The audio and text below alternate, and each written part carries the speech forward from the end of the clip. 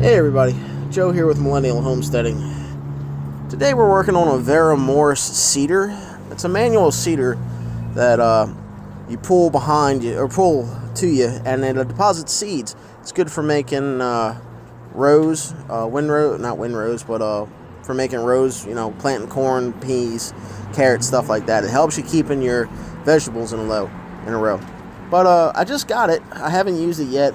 But I'm looking it over, as I'm one to do, and these are your seeding drums. So what happens is, you put your seeds in the hopper here, and these little nylon drums sit down in here. There's a square axle that goes through the center of them, and they turn, and as it turns, little seeds go in the holes, and then it's got an ejector that rides in the middle. I'll show you that, and it deposits the seeds down this hollow spike here. That's what's also making your trough.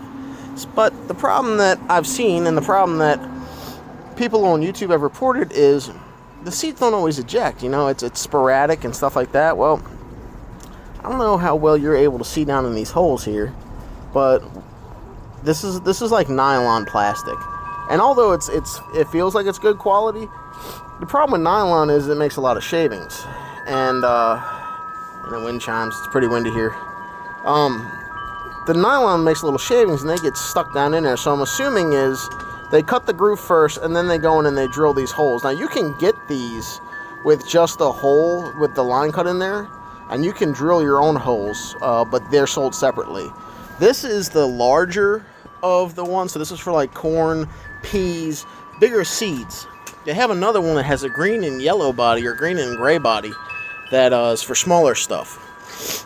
So what I've done is I get a piece of sandpaper. This is a 240 emery cloth. Fold it in half, and I run it through. So I run it like this. I run it through that groove, and this one's a little tight, but I run it through there to try and get them out because they're in there pretty good. I'll show you on the big one that's used for corn. This is I think a 1.9. So you can see down in that groove there. That groove actually goes below that drill hole. It doesn't go all the way through, but it goes through that drill hole. And the problem is that those shavings get down in there where that ejector goes. I'll show you how the ejector rides. All right, so this is the ejector, and it rides in this little groove here, like that. All right, it's designed to hug the inside of that barrel, and as it spins, that seed will come up, and it will just kick that seed out. But the problem is that there's shavings down in here. There's only one screw holding this thing on, so it can cock and tilt, and it will knock it up, and it won't exactly eject the seed sometimes. And it's not smooth. Like the cuts are very rough in here, and that's no fault, of anybody. I mean, yeah, you could take a few extra minutes and sand the inside of these things from varomorus. But if it's a small operation, and I believe these things are made in Ukraine. Now, it didn't get shipped in from Ukraine. They had these in the States. I don't remember the vendor, but I got it from Amazon. It's the varomorus seed planter. But if it's a small company, I can see why they don't have, all the smooth stuff and, all the time to do all this stuff. It takes time and money. And small companies, especially if they're not, doing real well, they may not put the time into their product, which, something like that may make you sink or swim, but I don't know. I don't know. So we're going to go ahead. We're going to throw this thing together bit by bit, and I'm going to show you how it goes. All right. So since I'm doing this one-handed, I kind of got to do this a funky way, but it is what it is. So this is what it's going to look like when it's all said and done. You got two wheels that drive the drum and all that, and that's gonna go ahead and pick up and deposit your seed. So we're gonna put this one down. You got a spacer ring here, and this is all fairly decent quality steel. Like, this is fairly thick, not the thickest I've seen, but I mean, this isn't meant to do like 1,000 acres. This isn't really even meant to do, probably 5 acres. I could see maybe doing a couple rows of corn or peas or whatever, but you're not going to pull this thing across a half-mile field. It's just not made for it. For something like that, you need to get bigger equipment. So we have our wheel, we have our spacing plate. This is the other side spacing plate, and this is our ejector. All right, So the next thing we're going to do is we're going to choose what size insert we need based on what we're going to be planting. So this is the biggest one that they make. This is, I think, a 1/9, which means I believe that it plants every 18 inches. But you know, this is a 1 hole, so 1/9. So I don't think the 9 means 9 inches. I believe they said it was every 18 inches, but I'll measure it eventually. So we're going to go ahead and we're going to select that. I can see what I'm doing here. Ooh boy. There we go. And see, there's a little bit of a burr right there, but if you just push down, that goes right through. Alright, so then we're going to take our housing. This is the metal hopper, right? This is where some of the magic happens. There's a brush in there. That brush makes sure that only one seed or the appropriate amount of seeds going in there and kind of brushes the others away. Alright. It is a split here, so it's not crazy tight. But you can see that trough goes all the way up and through. Alright.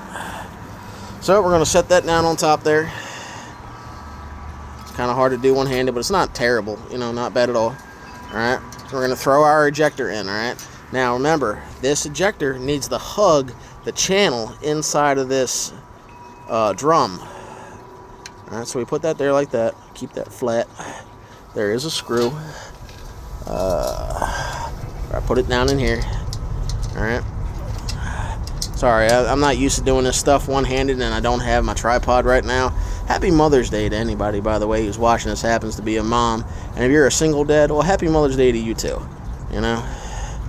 I know I got a couple buddies who raise their kids single parent, and it's not easy. I'm gonna go ahead and pause the camera real quick so I can get this screw in, because doing it one-handed is not my style. I'll be right back.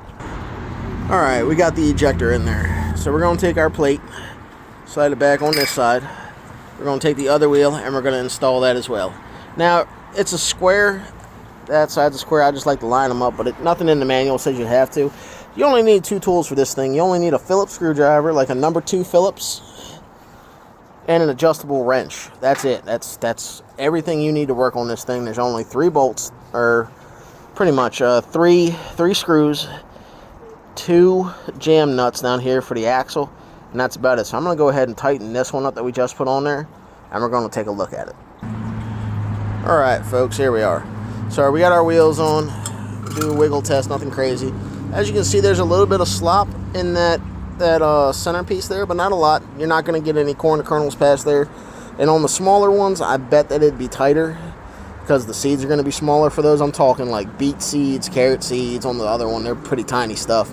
So I'm going to go ahead and flip around that, which is where the handle goes. It doesn't come with a handle. So we're going to flip that around real quick, and we're going to take a gander at her. Alright. And now we're all ready to go. We still got to put a handle in there. I think I got one down in the garage I can throw in there. But this is how she goes. You put your seeds in there. You can see there's that brush is down there. It's contacting the drum. That is adjustable. You can slide it up and down. But it is contacting the drum. And as you rotate the drum, you can see if I can roll it around here and get that one hole showing up. There you go.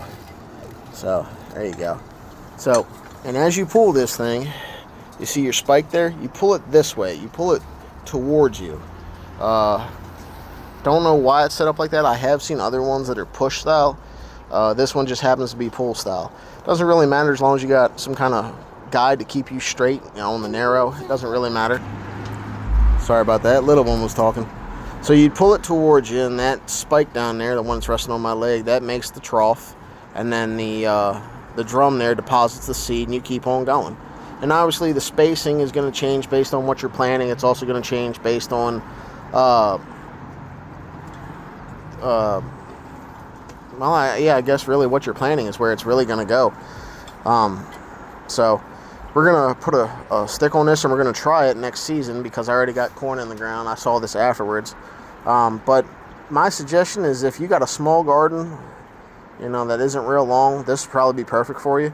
If you got a real big garden, probably one of the push ones, like a Chapin or something like that, or a Groundworks or something like that, is probably going to do you better, because they're easier to push, they hold more seed, and they have probably the same amount of reliability, But do your research, you know, based on what you need. That's kind of be your judge with everything. You know, I always tell you, you know, my opinion is based on my experiences and my knowledge. Everybody's experience and knowledge varies. So, hope you all are doing well. I'll catch you guys on the next one.